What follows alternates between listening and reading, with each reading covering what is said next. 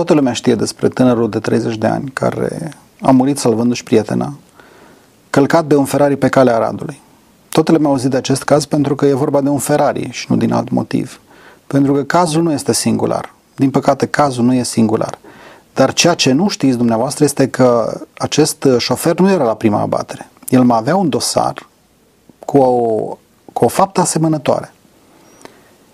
Pentru același motiv, avem șoferi care circulă băuți, avem șoferi care circulă fără carnet, avem șoferi care circulă cu 120 de km pe oră în oraș. Care este motivul? Motivul este unul simplu. Ei n-au văzut niciodată o zi de pușcărie. Vreau să modific legea. Vreau ca pentru aceste abateri să existe un minim de pedeapsă cu închisoarea.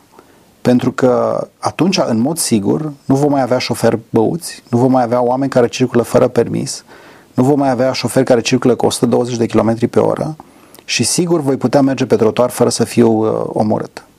Majoritatea timișorenilor votează. Corect.